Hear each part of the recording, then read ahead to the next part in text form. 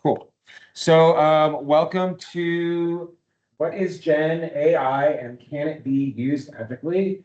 My name is Greg Bem. I'm one of the faculty librarians at SCC. This is spring 2026, and gosh, how many quarters has it been that we've been doing these presentations? I've been here since fall of 2023, and I was doing it at the college I worked for before I got to. So quite a few quarters. These slides, these presentations change every quarter slightly, but there's a lot of the content stays the same. So if you are invited to attend again, like in a year from now, there's probably going to be different content, and there's probably going to be some of the same content. So this is a general introduction to GenAI. This is not going to go very technically into the technology. It is going to go into a lot of the general concepts, the basics, as well as issues that are ethical in nature, good, bad, right, wrong. Okay, sound good? Cool. Folks online, you are welcome to use the chat or raise your hand if you want to unmute. Folks in the room, same thing. If you want to chime in at any point, please do. The more interactive, the more enjoyable it is for me. Here are some agenda items. We're going to go into the learning outcomes for this presentation. We'll do an intro activity, basics of GenAI, dive into ethics, an ethics activity, and AI in the workforce. And welcome back. And I will say this, I almost never get through all my slides, but the recording will exist and the slides will exist after the fact for your benefit. And I didn't mention this on the last slide, but all of the images in here, whether they look interesting or not to you, were created recently with Gemini's image generating tools. So that if they look a little weird, now you know why. They're AI generated. So here are learning outcomes for today. We are hoping to accomplish the following by the end of today's session. Understand definitions and basic knowledge of generative artificial intelligence technology, highlight basic tools, functionality, and trends, explore higher ed and professional contexts, identify potential problems and benefits of the technology and ethical considerations, and ponder recommended practices for using GenAI at the college. Okay, so you will be successful today if these all feel good to you by the end. You understand at least the questions and the basics around each of these. So we're going to start off with an interactive activity. Phones will come in handy here. We're going to scan this QR code. Folks online, you can do the same. In about 1 minute, I'll switch over to the presentation, and there will be a URL that I'll put in the chat. This is browser-based. You don't need to download an app or anything. And you should be able to just load the activity right away upon scanning the QR code.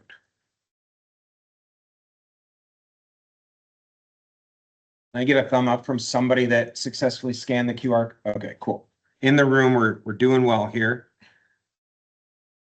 you going to participate, Sam? Oh, okay. Do you want to use mine? You want to use mine? All right. Sorry, I'm unprepared. It's a weird expectation that everyone has a smartphone. I honestly am shocked no one has brought a not smartphone, since those are popular now. All right, so I'm going to break out of this and go to activity 1 here.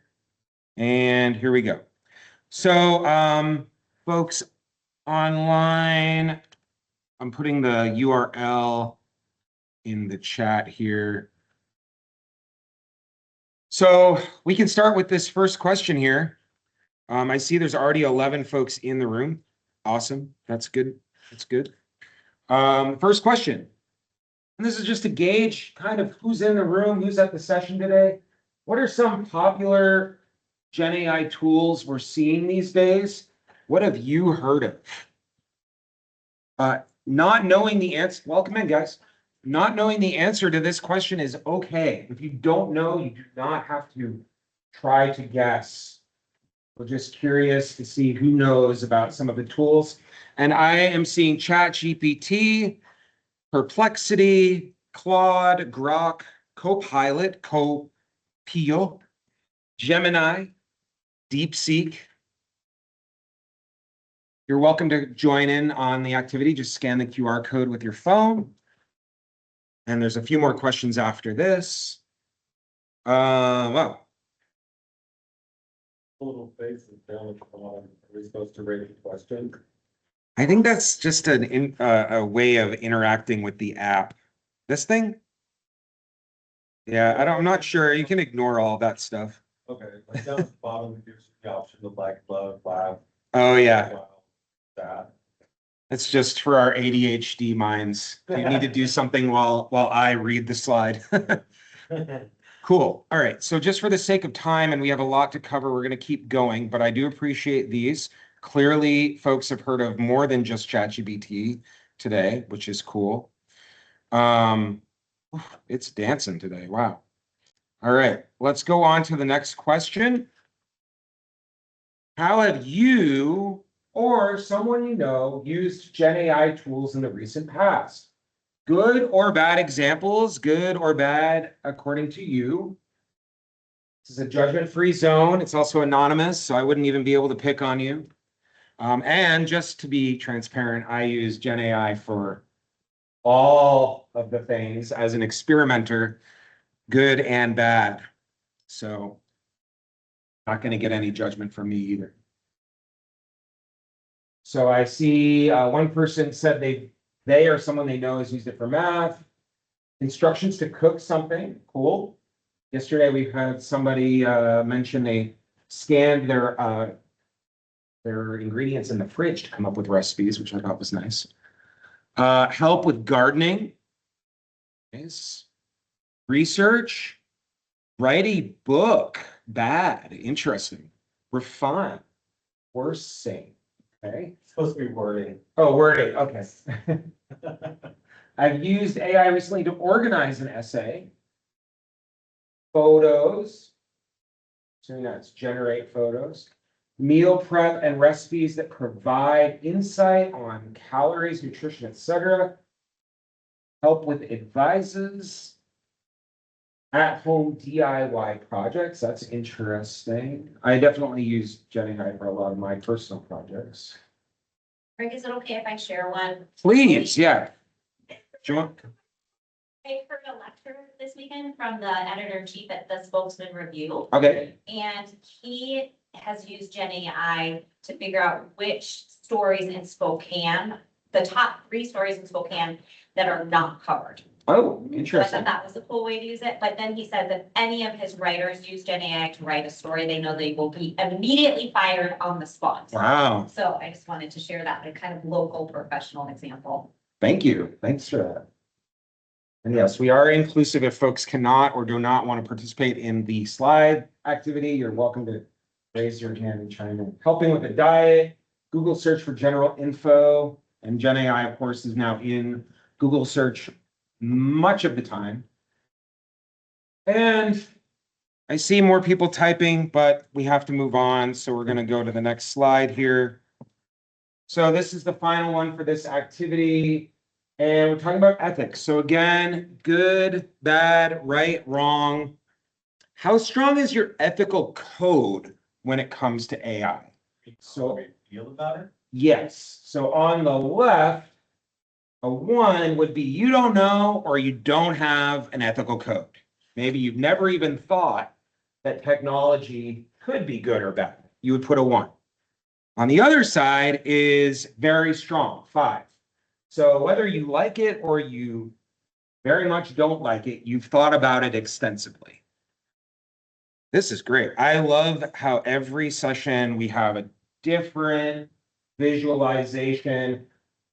And also, yesterday's, I believe, was around 3.6 or 7 as well for the folks that were in the room at yesterday's presentation. So 3.5 to 4 range, that's more than 1 by far. So We are going to cover more of the ethical issues. If you plugged in your number on the left, and even for folks that have a strong ethical code or have thought about the goods and the bads of AI, hopefully by the end of this presentation, you'll have seen even more and have a stronger approach.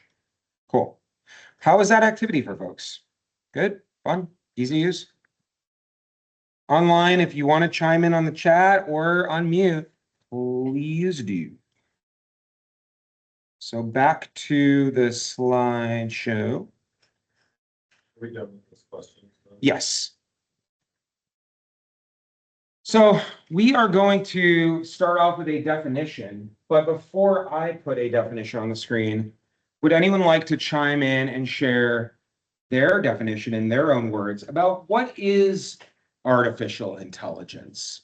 Does anyone know?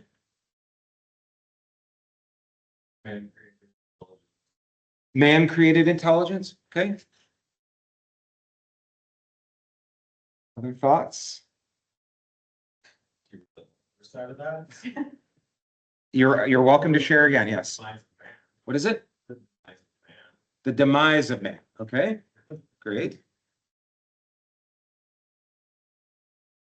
Okay, we're gonna go into a definition from a tech company that has been around for a long time and has been part of AI development for a long time. I'm just gonna read the definition because I love to read. Artificial intelligence, or AI, is technology that enables computers and machines to simulate human learning, comprehension, problem solving, decision making, creativity, and autonomy. Applications and devices equipped with AI can see and identify objects. They can understand and respond to human language. They can learn from new information and experience. They can make detailed recommendations to users and experts. They can act independently, replacing the need for human intelligence or intervention, such as a self-driving car. In 2024, most AI researchers, practitioners, and most AI-related headlines are focused on breakthroughs in generative AI, or GenAI, a technology that can create original text, images, video, and other content. To fully understand generative AI, it's important to first understand the technologies on which generative AI tools are built: machine learning and deep learning. This is the introduction to the AI page that IBM has, which is much more than just these first introductory paragraphs. But a couple key words here: simulate and learn. And in the context of where we are today, college, workforce, thinking about future careers, jobs, etc., replace. So where this technology is impacting society at large is a key component of this. As I mentioned, we're not going to cover all of the technology, like the various aspects of AI, like machine learning and deep learning in depth. But as I continue with the presentation, take note of some of those terms that sound curious to you, because you can all learn about them on your own. You can watch YouTube videos, you can read tutorials, you can take an intro to coding class for free, in most cases, to learn about how some of this technology works. We're not going to be able to cover it in this session. What do folks think about this definition and these thoughts?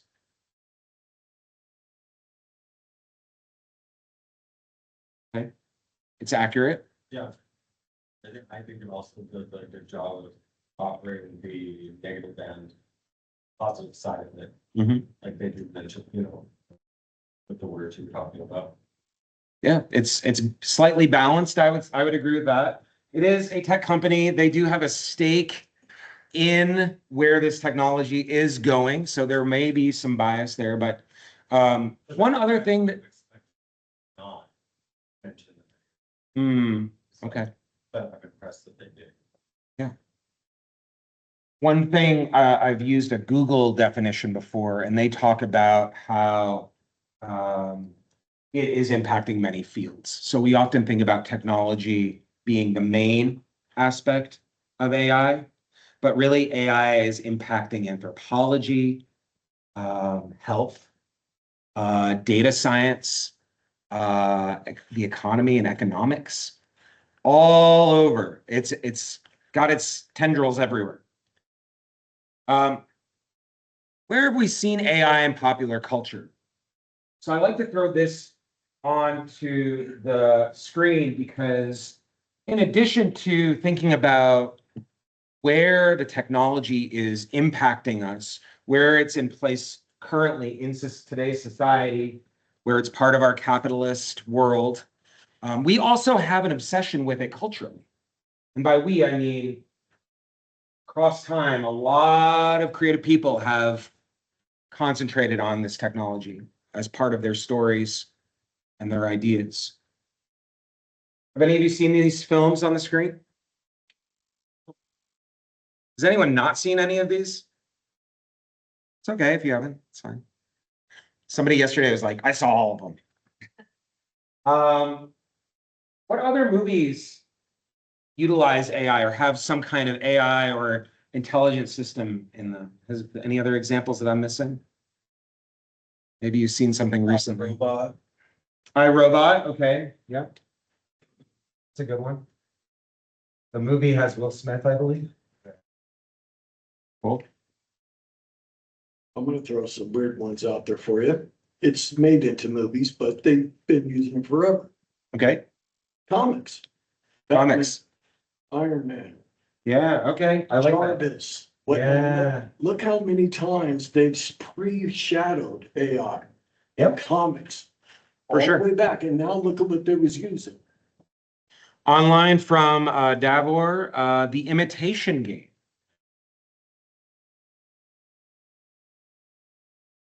One of the things I like to do is write these down and imagine I had an endless slide because I get so many great examples. To your point, a lot of literature has focused on AI as well. And in some cases, back before popular sci-fi movies even existed. Some additional book options for you to explore, including Snow Crash by Neil Stephenson, who is, of course, a local Washingtonian. Probably one of the earliest VR books. Neuromancer, William Gibson, Hitchhiker's Guide to the Galaxy, Douglas Adams. In that book, there is the technology Babelfish. Do you all remember that? Or do you know that?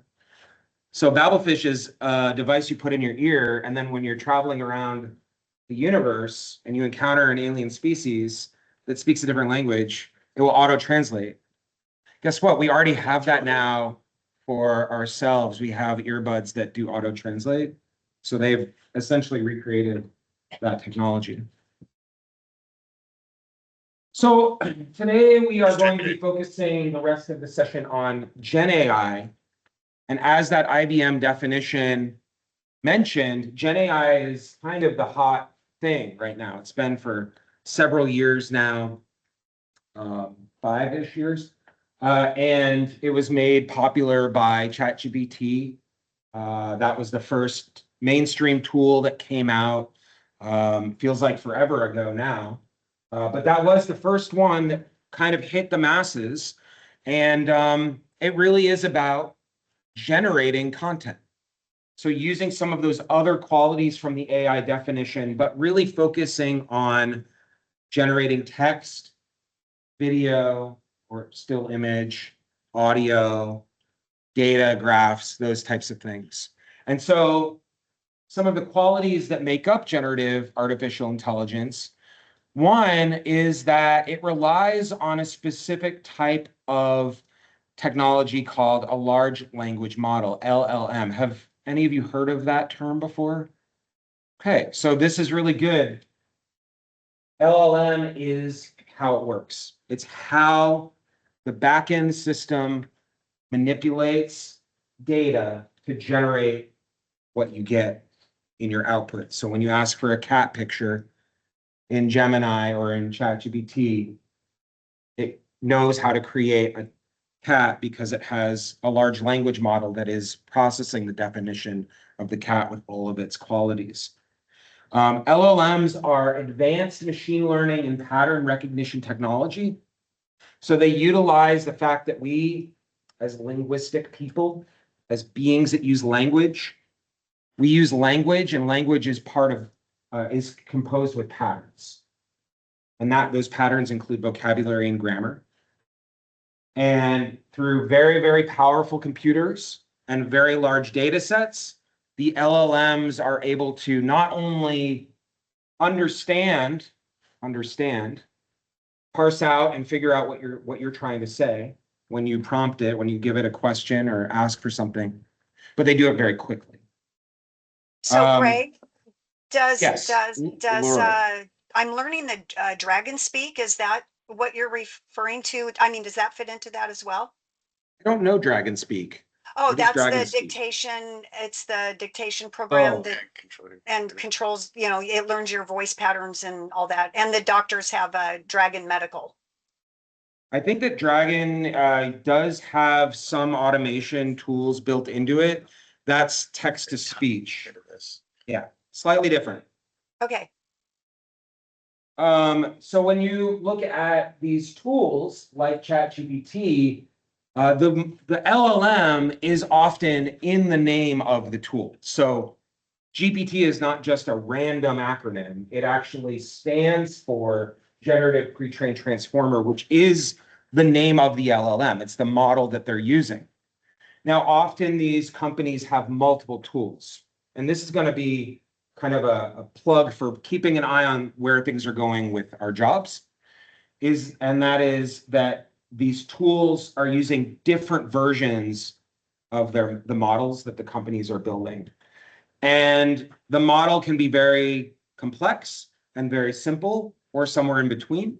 So how that ends up looking when you're actually using one of these tools is it'll say fast mode or deep thinking mode.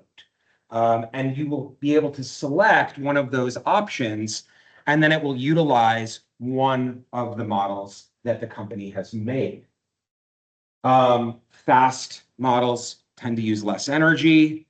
So if you're thinking about one of our ethical issues that we'll bring up in a few minutes, the environmental impact, that may use less energy than the deep thinking models. And we'll talk about agents in a few minutes as well. Agents being tools that can run in the background for hours and work on really complex tasks. And those are just cranking out a lot of information at a higher energy cost.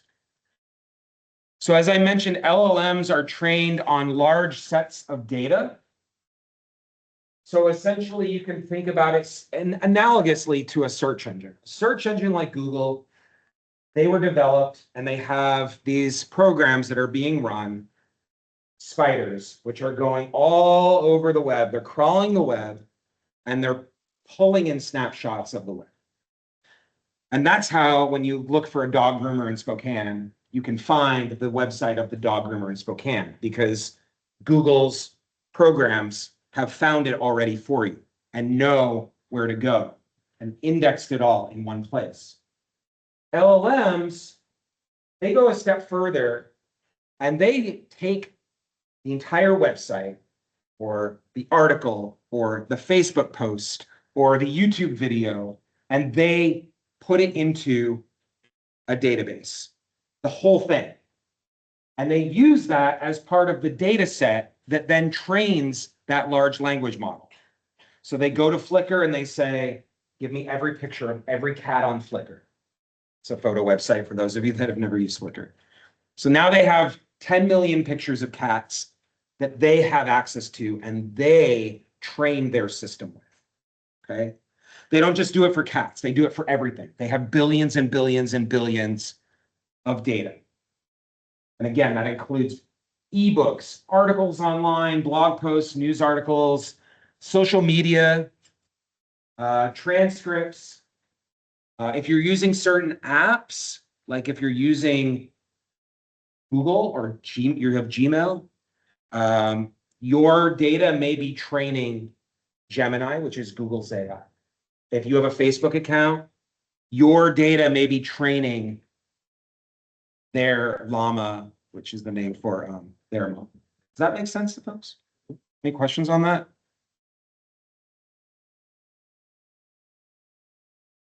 Okay. So where is GenAI? Everybody seemed to be pretty engaged with that opening activity. But in case you don't know where GenAI exists, it's pretty much showing up everywhere.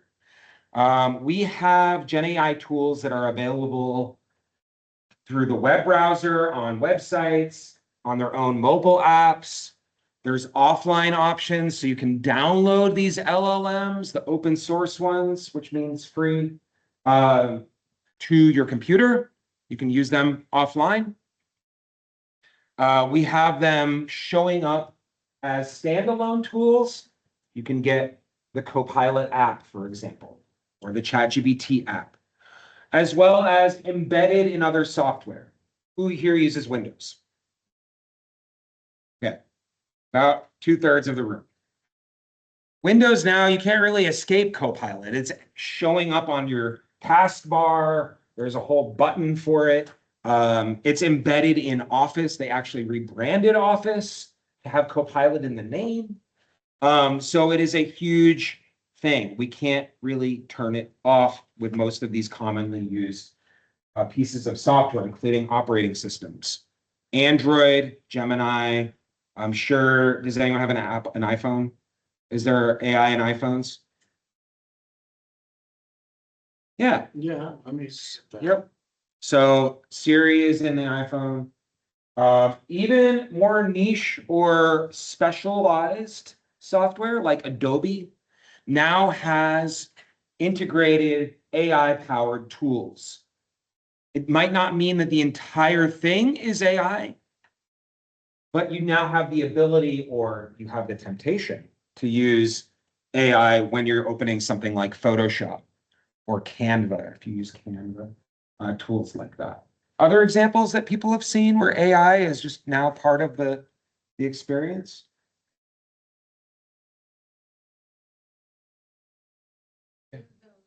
Asking about the weather or the time or the schedule. Yeah. I think they started even that to learn people's routine and everything. Mhm. Like some of them has cameras and everything. You know? Integration with other types of software, other types of hardware like cameras. My Google Maps, which used to be just like super straightforward, where it was like, where do you want to go? And then I'm like, go to Rosar's. Now it's like, would you like me to tell you what's on sale?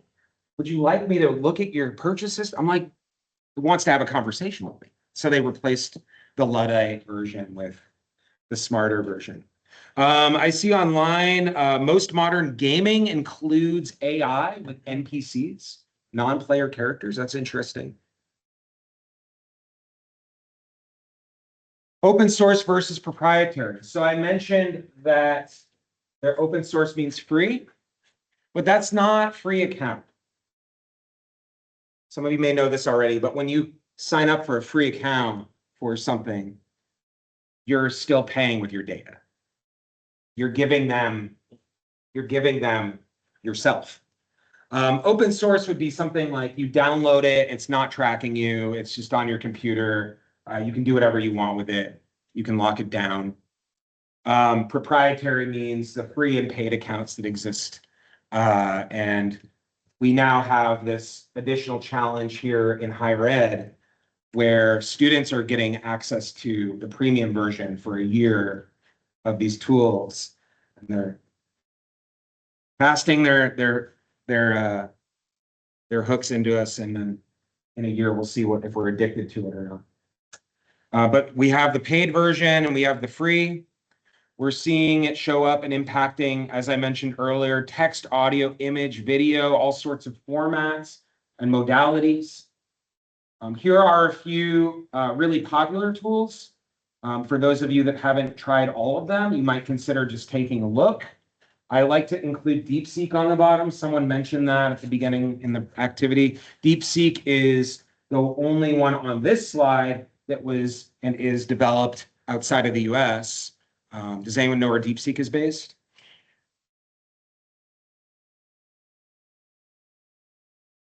China. DeepSeek is based in China. It's also open source. So you can download it and use it without any account, which is nice as well. But because it's developed in China, it has certain guardrails, and we'll go into guardrails in a few minutes. So another thing that's really big with GenAI is these qualities: prompts, iterations, and automation. So GenAI interfaces are similar to search engines. They require input. If you've used one, you probably know that you've had to type into it or click on one of the templates that it presents. We call that the prompt. The prompt is the phrase or keywords that are entered into this box. It's not exactly a search box, but I like to call it a search box because they look identical. Here's a key part of this technology, though. Prompts are often iterative.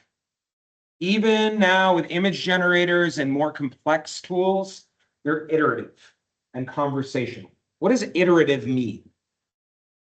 Does anyone know that word? To iterate?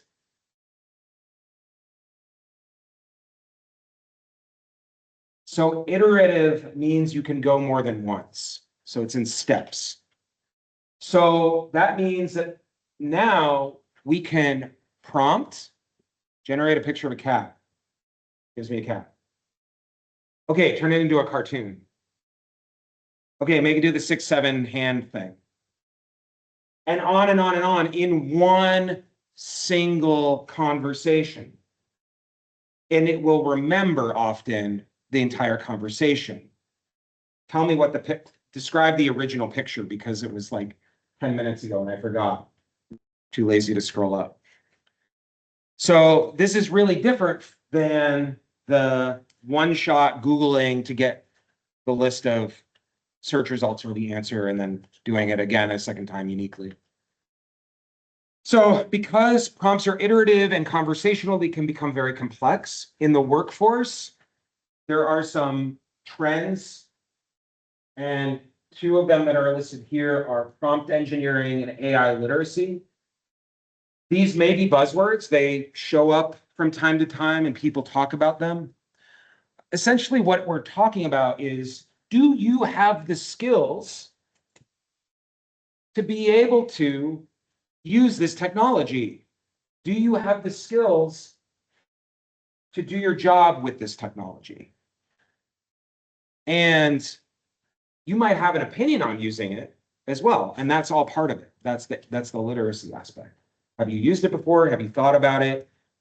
Do you feel like you have expertise with it? Some jobs we're literally seeing job application or descriptions where they have a bullet point for AI. And they may expect you to at least know a little bit about it, or be able to be open to learning about it, or be able to say yes to it sometimes and no to it sometimes. And we're exploring that here at the college as well, of course. How do students use it in their future jobs? But where is it going? The technology is changing all the time. So we don't know how necessary prompt engineering is. Sam, do you have any thoughts on that? Since this is kind of some of the stuff you think about, I think.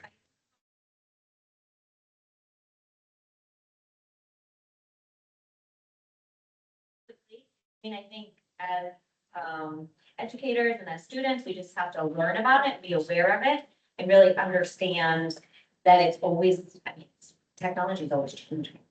Technology is always changing. To adapt with it. And you shouldn't use it for everything. You shouldn't use it for There's a anything. time and place. Yeah. Just like everything, time and a place. Yeah.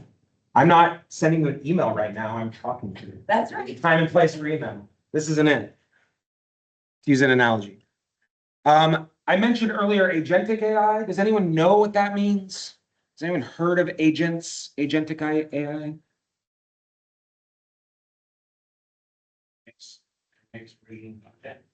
It does, but one key aspect of it is how much it's doing. Agentic AI is performing complex tasks over time, okay? And so you can create an agent. Think of travel agent. What does a travel agent do? Travel agent asks you where you want to take your holiday, your vacation, parses out all of the aspects of it. It's like, oh, you want to fly in and out of this airport. Oh, you want to go on this sunset cruise. You want to go to this nightclub. You want to go to these restaurants. Now we have the capacity to do all of that with GenAI. And it will work in the background. You can have ChatGPT do this already right now. Work in the background for 20 minutes, 2 hours, 8 hours, and it will create a large thing for you, large output, complex output. You can even have it connect to various websites, and then it will buy the flights for you. It'll buy the hotels for you. It'll put the reservation in for that restaurant, etc. And then it will come back several hours later and say, I'm done. So it's emulating human intelligence. It's doing what we would do, the travel agent would do, if they were in the same position. So it's really scary because what will agentic AI replace is a big question. And it's already replacing a lot of jobs. We're seeing workforce impacted already, like right now and for the last year. A lot of this also ends up becoming automated and in the background. You all want to take a vacation. Well, just sign up for my service. It's $30 and you'll get your vacation by the end of today. And suddenly I have an agentic AI that can literally do the job for the travel agent that used to exist. And I don't even have to be involved necessarily. That's the kind of level we're thinking on now. Here's another one for you. Same line as what you're doing with that exact same thing. Okay. You know, today, I got a lot of stuff to do. I'm busy today. AI, go ahead and monitor that stock, that stock, that stock. And when any of those come even close to what I have pre-programmed, you do your automated deal, use your advanced AI, pre-predict the scenario, what's going on, and therefore liquidate this for me at the right point in time. And Wall Street is using it like gangbusters right now. And so are a lot of companies and firms investment. And that is a great example. That's another service, another technology that will lead to more services that cost money for everyday people. And there will be people that capitalize off it, profit off of it. And then there will be people that are on the other end. They're developing it for customers or for themselves. So that's a great example. We are going to go to see really quickly Perplexity in action. I just want to show you how one of the tools works. And I like to show this one because not everyone has seen it. And it's a great research tool, I think, because it provides sources for every search that you do. So it's kind of like a search engine, but it brings in the GenAI technology into it. So I used this yesterday. I'll just use it again.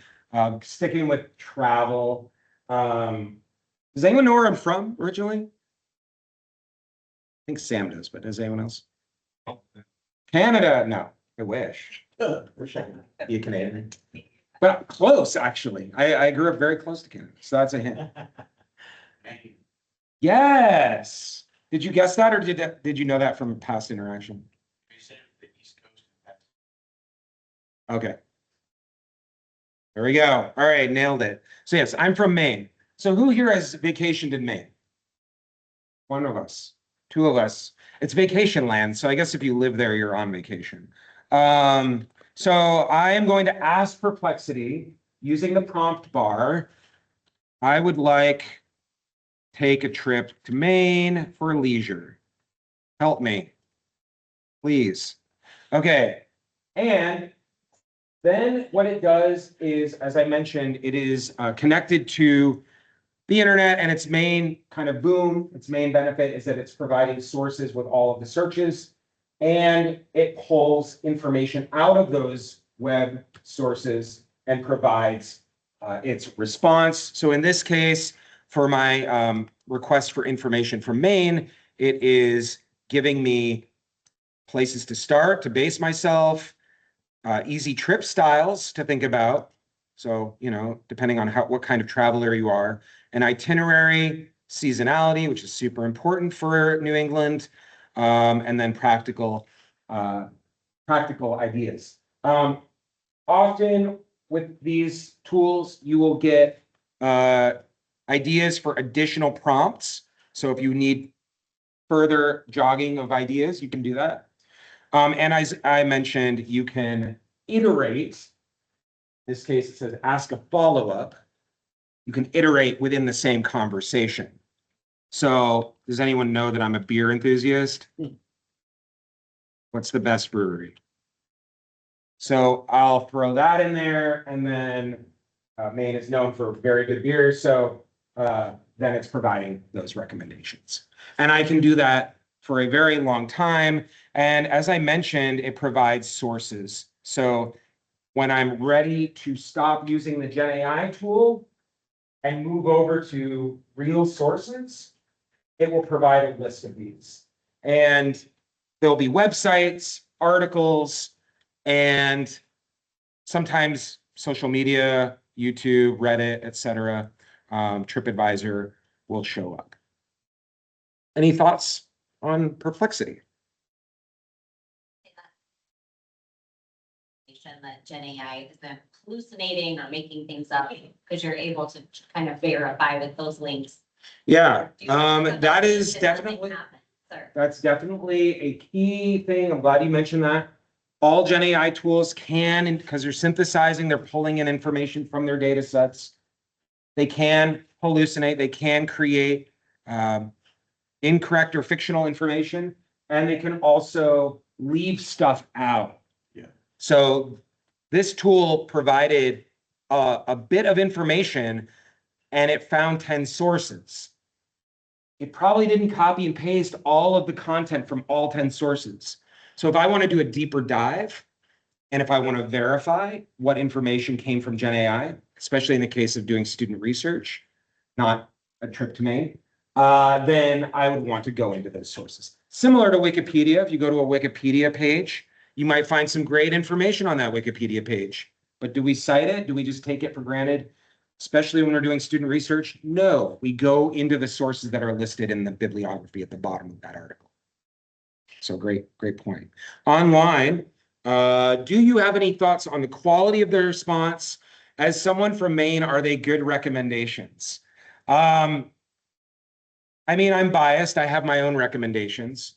But yes, I would say that these are key places that I would recommend visiting if you've never been to Maine. Bar Harbor is classic. Portland is a must. And then the additional qualities that it provided, those additional layers, especially the season, is really important to think about.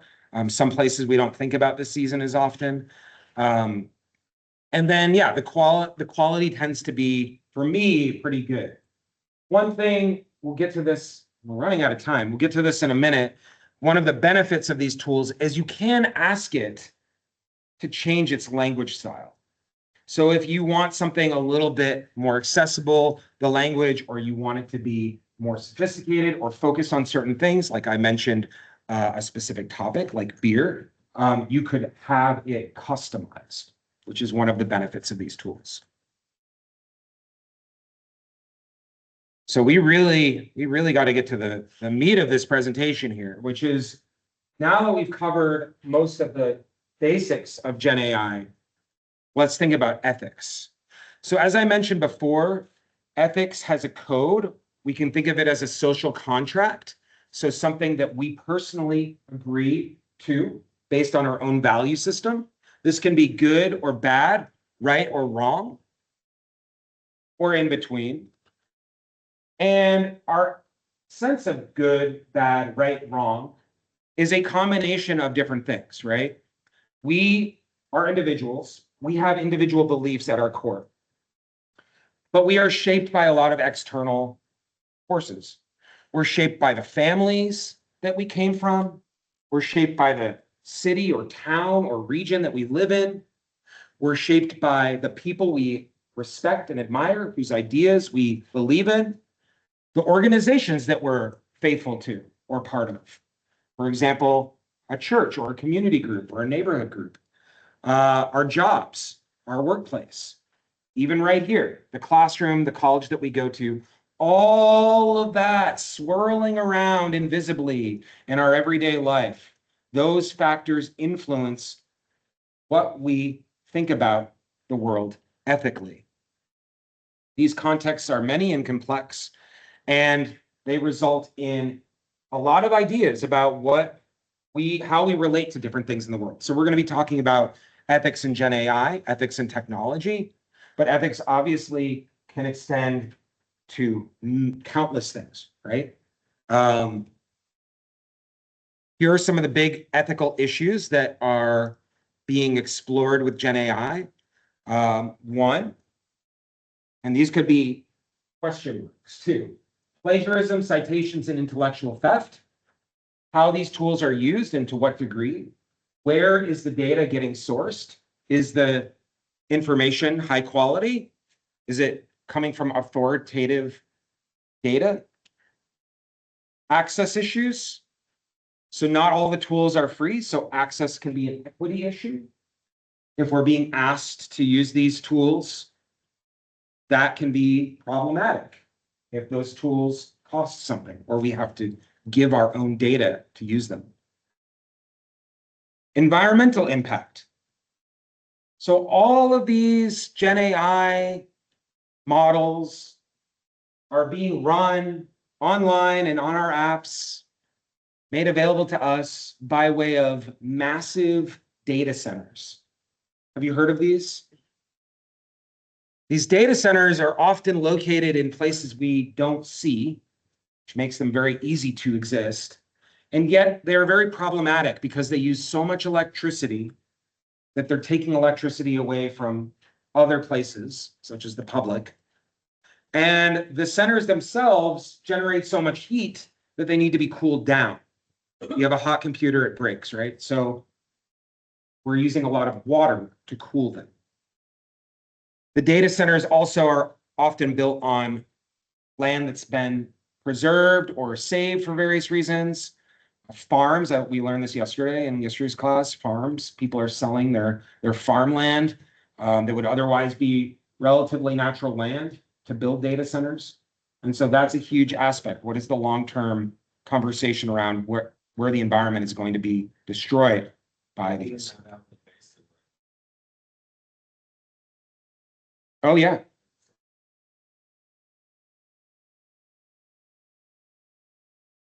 They already have them. Yeah. Yeah. Yeah. And And- the water issue is a huge deal, and I think they're even building, talking about building some kind of like less dangerous nuclear power. Yeah, Amazon on the Columbia River. Yeah. Yep. Yeah, over there maybe by Hanford or something, but Yep. yeah, so I know that it's a huge issue. Water is, And a lot of the places that already have droughts or have water shortages are, just like everywhere, part of this conversation, and people want to build these data centers there as well. heavy in the Midwest, I guess. Yep. Another big category of ethical issues: how is this impacting our learning? If information delivery, the content that we use to do our work at school, etc., is automated, if it's generating all that wall of text all the time, how do we learn with that? How is learning changing? How is cognition changing? And also, are we over relying on these tools? I use these tools for different things every day. If someday they go away, is my world going to collapse? It's a curious question. Safeguards and oversight. So some material is considered off limits. I mentioned DeepSeek is in China. So if you ask about Tiananmen Square massacre, it won't answer. If you ask ChatGPT about certain topics connected to Palestine and Israel, it won't answer. If you ask some of the tools to generate pictures of politicians or your classmates or your family, whatever, it might say no. People, somebody, somewhere, some group, somewhere with these tools are putting safeguards and guardrails on their tools. If I want to search about a history of violence or maybe sexuality, or I want to research about a controversial topic, can I use these tools to do it? And if not, what does that mean? Another ethical problem. And a big one is systemic biases in human knowledge. The data sets are representative of human knowledge. Every single person, every single creator in human history is biased. When you take bias and you replicate it over time in mass, it becomes systemic. That's how we get to racist literature, sexist literature, to use two examples. If that data is feeding the system that we're using, we may be exposed to those systemic biases and might not even know that the answer that it's giving us when we're using it is biased. Additional thought of ethical conversations, privacy, workforce and job transformation, cultural normalization, if it's accepted or not, the ability to reject AI. There is an anti-AI movement, believe it or not. And then part of that is the concept of brain rot or AI slop. You may have heard of that. And the fact that we're not doing anything interesting with AI. But at the end of the day, and these are the last two slides, folks, we're not going to get to the other activities, but that's okay. The other end of the day, we have a couple questions to ask, and that is, can GenAI be helpful in higher education for all of you as you continue to be at the college? Well, it might be able to provide a familiar or friendly voice when you're doing your work. It might be able to offer role-playing scenarios. If you have a learning style that is nuanced or specific, or you have a disability, it may be able to support you with that. The iterations allow for precise information in a way that a textbook might not be able to provide. And in a lot of cases, these tools are designed to be super easy to use. So that might be a low lift. Technology might be a low lift as you're putting your efforts into other aspects of being college. So, but at the end of the day, this is all a journey, right? And sometimes you may feel like you are stuck or grappling with an issue, and that's okay. This is a key point. I know it's a funny picture, but it's a key point. Things are changing so fast. We don't know where the world's going. Good, bad, ugly, everything in between. And it's a conversation. So whether you believe it's amazing right now, tomorrow something might happen and it might change. Yes. There's a lot of examples of that. I think that's a romanticized idea. Some people get really obsessed with analyzing their interactions with these tools. And there was like a Google engineer who thought that Gemini was self-aware. And there's a lot of people that, argue against that and disprove it. I think what will end up happening is we'll have systems that are built that are multiple AI, and they might not be, you might not be able to tell the individual parts of that system. And it starts to become so complex that you might wonder, is it able to operate on its own? But self-aware is like a very philosophical question. It's a spiritual question. Yes, I have heard of it, but I don't think it has happened yet. They did have that incident, two of them, I think. Both of them are in lawsuit form of teenage kids who committed suicide after speaking with Yes. ChatGPT. And I think it was another one, a different one, but they're in a major lawsuit over that. So Yeah. I always try to tell people, somebody that uses it all the time, last 2 years, getting close to it like you've done. You are the Sherlock. It is your Watson. If you look at it that way, That's great. it's a great tool. If you want AI to basically sit there and govern your life and say, hey, tell me about John Smith. It'll tell you about every John Smith that exists. Yep. You got to be very nuanced yourself, and you have to be the architect. It is basically your footwork out in the field. Yep. If you don't know what's going on here and what you're really looking for, it's gonna lead you off into Kalamazoo. Great point. Thank you for that. Yes, another ethical category, AI psychosis. There's a lot of YouTube documentaries and stuff about all that and unfortunate stories of people going down the rabbit hole in a bad way. Real quick, I know we're over time here. Just some recommendations for you as students. Review your syllabus and assignment and talk with your instructor if you're interested in GenAI in any of your classes. Be aware that GenAI is not accepted by every instructor at the college. Even if you love it and you think it's amazing, that doesn't mean that everybody does. Be transparent about how you use it. Acknowledge issues of over-reliance and how it may impact negatively your learning. And continue to stay up to date, because as we've mentioned multiple times, things are changing really quick. Be aware that at your job, these tools may be, like I said, they may be showing up and you can't avoid them, as we see with Windows. They might be integrated into tools you use at your job. They may influence and impact the workflow that you and your teams go through. They may be helpful in creating documents like templates, as well as supporting communication like email and agendas. And they're very helpful with translations and localization. We will be putting this recording on our LibGuide alongside the other ones. There's some special topics that you can take a look at, and we'll send out a follow-up survey. And I do want you to all be aware that we are going to be having 2 special topics that other librarians at the library, Toby Good and Melinda Martin, have been helping out with. And the topical series for spring is Fun or Foe. The Sandbox and the Showdown are the 2 sessions coming up in May. And finally, this is the last slide. We have more resources online on our website, on our LibGuide. SEC Continuing Education offers $60 Intro to GenAI workshops that are pretty good price, I think, if you want to dive a little bit deeper. You're always welcome to chat with me about this technology, and we will continue to offer more workshops in the fall. You get some kind of continuing education credit. I don't think they are certificates, but on the LibGuide, there are links to a bunch of the tech companies like Google and Amazon that have certificate-based courses that you can take. Cool, might be worthwhile. Any questions?